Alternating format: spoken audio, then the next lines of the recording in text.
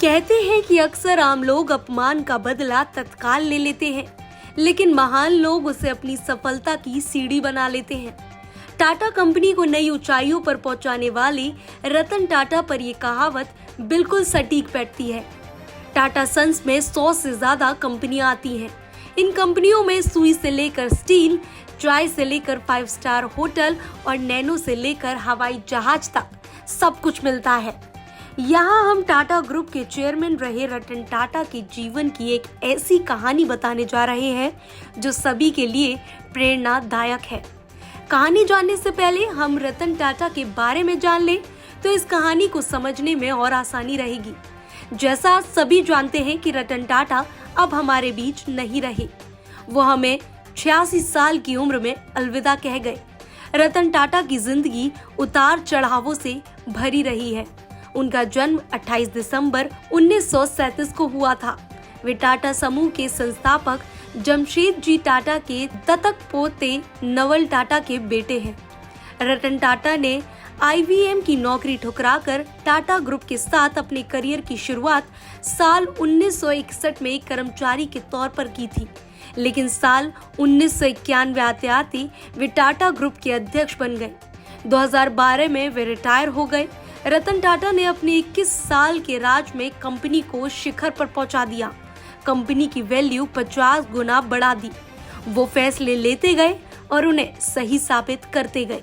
ये बात है साल 1998 की, जब टाटा मोटर ने अपनी पहली पैसेंजर कार इंडिका बाजार में उतारी थी। दरअसल ये रतन टाटा का ड्रीम प्रोजेक्ट था और इसके लिए उन्होंने जी तोड़ मेहनत भी की, लेकिन इस कार को बाजार से उतना अच्छा रिस्पॉन्स नहीं मिल पाया जितना उन्होंने सोचा था। इस वजह से टाटा मोटर्स घाटे में जाने लगी। कंपनी से जुड़े लोगों ने घाटे को देखते हुए रतन टाटा को इसे बेचने का सुझाव दिया और ना चाहते हुए भी रतन टाटा को इस फैसले को स्वीकार करना पड़ा।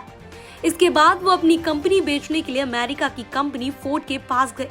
रतन टाटा और फोर्ड कंपनी के मालिक बिल फोर्ड की बैठक कई घंटों तक चली। इस दौरान बिल फोर्ड ने रतन टाटा के साथ अच्छा व्यवहार नहीं किया और कहा कि जिस व्यापार के बारे में आपको जानकारी नहीं है उसमें इतना पैसा क्यों लगा दिया। ये कंपनी खरीद कर हम आप पर एक एहसान कर रहे हैं। ये शब्द बिल फोर्ड के थे, लेकिन रतन टाटा के दिल और दिमाग पर छप गए। वे वहां से अपमान का घूंट पीकर इस डील को कैंसिल कर चले आए। बिल फोर्ड का वह अपमानित करने वाला वाक्य उन्हें लगातार बेचैन कर रहा था और उनकी रातों की नींद उड़ी पड़ी थी। बस इसके बाद रतन टाटा ने सोच लिया कि वो अब इस कंपनी को किसी को नहीं बेचेंगे और लग गए कंपनी को ऊंचाइयों पर पहुंचाने के काम में। इसके लिए उन्होंने एक रिसर्च टीम तैयार की और बाजार का मन टटोला।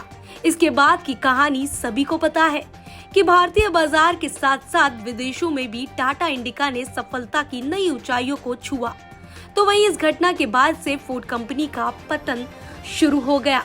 साल 2008 तक आते आते फोर्ड कंपनी का दिवालिया निकल गया। दिवालिया होने के कगार पर पहुंच गई थी।